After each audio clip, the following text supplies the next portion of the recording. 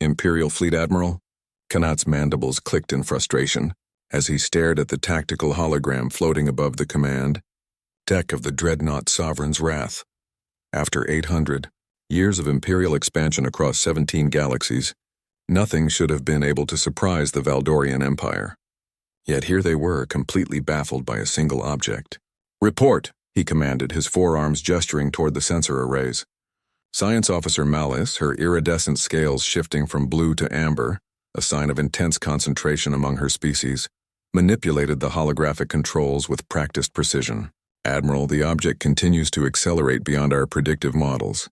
Current velocity is an impossible." "Define impossible, Officer Malice." "Sir, it's currently traveling at 847% of standard hyperdrive velocity, and it's still accelerating. Our most advanced interceptors cap out at 340%. Her tail twitched nervously. But that's not the strangest part. Kanat's primary eyes narrowed while his secondary pair focused on the tactical display. The object appeared as nothing more than a faint blip, barely registering on their sensors despite being larger than a cruiser-class vessel. Elaborate. No identification codes, no energy signatures we can recognize, no communication attempts, and no detectable propulsion system. It's as if space itself is moving around the object rather than the object moving through space. Malice paused, her scales flickering to a deep purple. "Admiral, our xenoarchaeology databases contain no references to technology capable of this." The bridge fell silent except for the ambient hum of the ship's massive engines.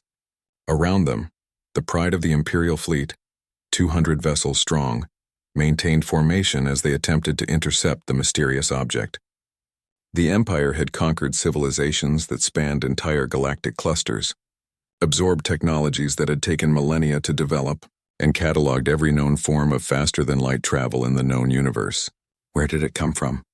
Kanat asked, though he suspected he already knew the answer. "That's the problem, sir. We've traced its trajectory backward through 17 star systems, but it doesn't originate from any of them.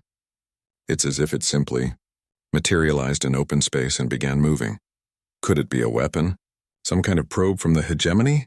Molly shook her head, her crest flattening against her skull. "Negative, sir. The hegemony's technology is advanced, but this exceeds even their capabilities. This exceeds everyone's capabilities." Suddenly, Lieutenant Commander Vex, the ship's communication officer, spoke up from his station. "Admiral, we're receiving a transmission." Every head on the bridge turned toward the communications array. After 3 days of complete silence from the object, this was unexpected. "Source?" Kanat demanded. "Unknown, sir. It's not coming from the object, but it's synchronized with its movement. The signal is primitive." "Primitive how?" "Radio waves, sir. Simple electromagnetic radiation. No encryption, no quantum entanglement, no subspace modulation. It's the kind of technology most species abandon within their first century of space travel." Kanat felt a chill run down his spine. In his experience, when something appeared primitive in the vastness of space, it usually meant one of two things. Either it was an ancient artifact from a dead civilization, or it belonged to something so advanced that it had moved beyond the need for sophisticated communication. "Play it." The bridge filled with static, then a voice emerged, clear, confident, and speaking in a language that the ship's universal translators struggled to process. "This is Commander Sarah Chen of the Terran reconnaissance vessel Prometheus. We are aware of your pursuit and appreciate your persistent efforts to establish contact." The voice paused, and Kanat could hear what sounded like background chatter, multiple voices speaking in the same unknown language. "However, we're currently operating under time-sensitive parameters and cannot stop for a formal first contact protocol.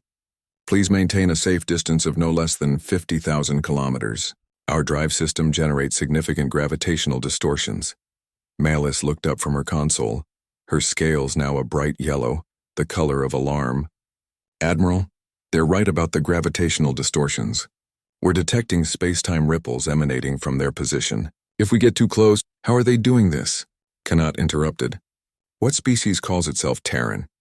There's no reference in our databases." "Unknown, sir.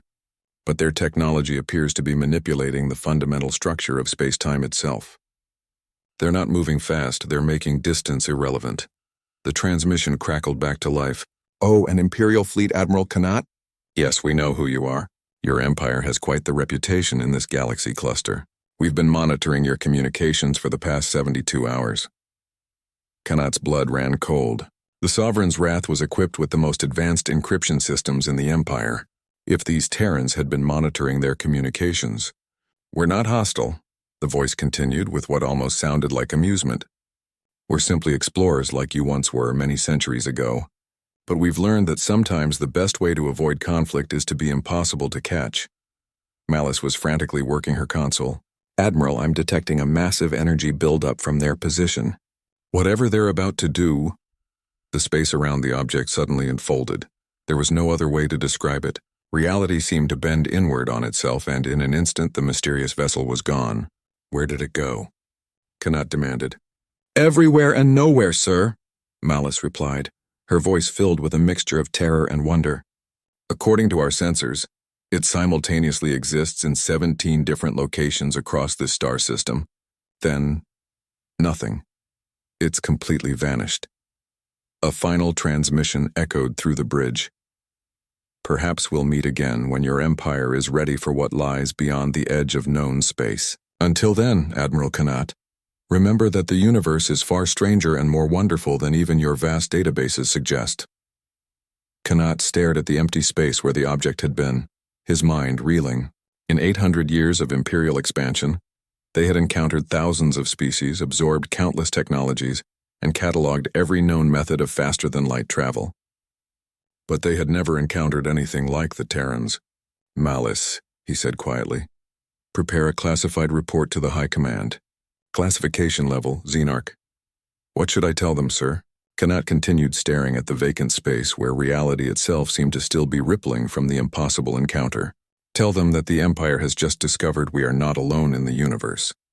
And more importantly," he paused, feeling smaller than he had in centuries, "we may not be the most advanced civilization in it,